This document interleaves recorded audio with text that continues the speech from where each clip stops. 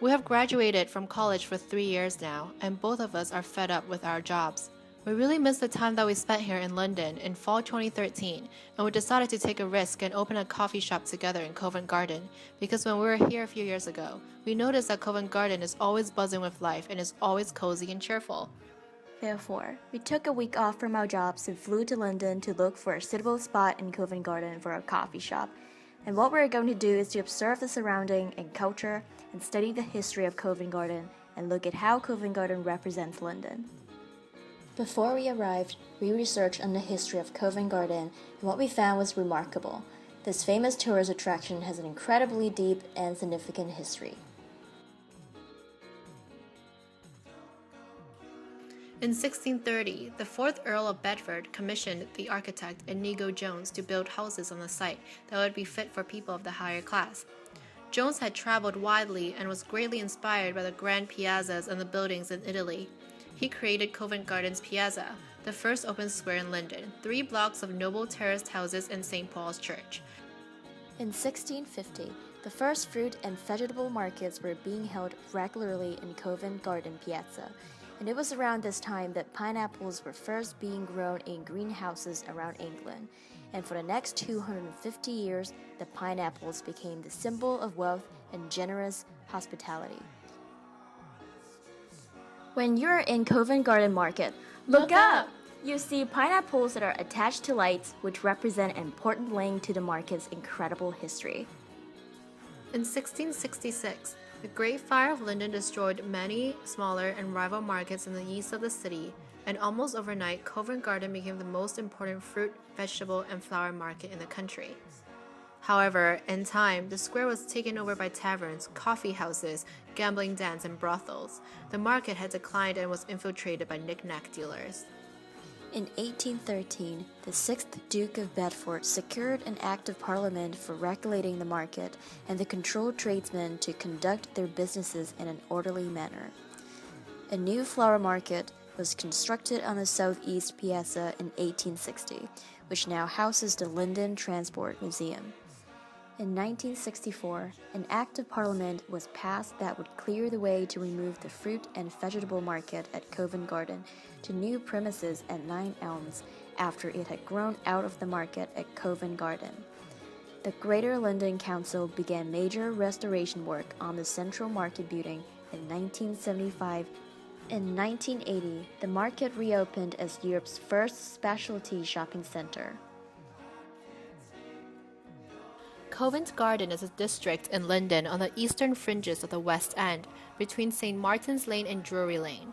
Covent Garden is one of the most renowned tourist spots in the world, and it truly reflects the history and culture of London. This popular tourist attraction also houses many popular sites, such as the London Transport Museum, Royal Opera House, Royal Theatre, and St. Paul Church. Covent Garden is also close to Seven Dials, which is a relatively new area to go to. Marked by a pillar with 6 sundials, Seven Dials is named after the 7 streets that lead into the small circular junction. These streets consist of many shops and restaurants, all of which are very different from the ones at Covent Garden. Whereas the shops and restaurants are more traditional at Covent Garden, the ones at Seven Dials are much more contemporary and unusual. Both tourists and locals appreciate Covent Garden as it is a warm, friendly, and always fascinating place to be at. We decided to ask a few people at Covent Garden to see who they usually come with, what they usually do here, and how they feel Covent Garden represents London.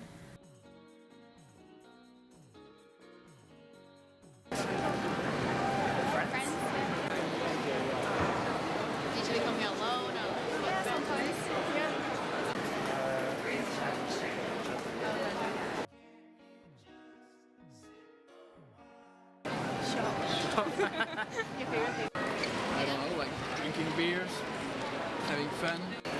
Just wander around and look. Ballet, concerts, theatre, like Shake Shack, and walk around. I think it brings all the tourists here, and people can get to see like what London's all about.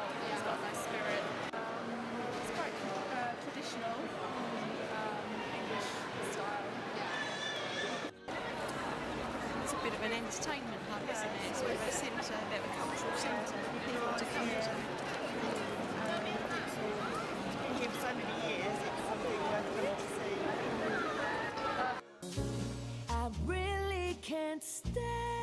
Covent Garden is known for celebrating Christmas in a very cozy, festive, and joyful way, with its gorgeous and eye-catching decorations inside and outside of shops at the market. Covent Garden is certainly one of the main Christmas attractions that not only tourists but locals choose to go to. For instance, the giant and red-white baubles inside the market and dangling lights on every street all add to creating a warm Christmas ambiance in the area. Apart from its beautiful decorations, Covent Garden often holds numerous interactive activities that revolve around Christmas, which helps bring people together to celebrate this holiday. For example, since October, a stunning 60-foot Christmas tree with 50,000 lights, a 15-foot topiary reindeer, and a huge Lego advent calendar snow globe were put up at Covent Garden, and many people have surrounded these decorations to take pictures. As if that's not enough, a reindeer is allowed to be petted and fed at Covent Garden every Saturday until Christmas. And on December 7th, there will be an annual charity race for cancer research in the UK that reminds everyone Christmas is also a season of giving back to society. Covent Garden is a significant tourist attraction of London due to its prominent history, striking architecture, interesting shops, and delicious food. Covent Garden definitely provides us with even more reasons to love this area during Christmas time. After observing the area around Covent Garden, we have found the perfect spot for a coffee shop. It will be at where the red dot is, which is at the intersection of James Street and King Street, right on the side of Covent Garden Market. We believe that our business will be successful due to its lively and dynamic surrounding. It's cold outside. I said it's cold.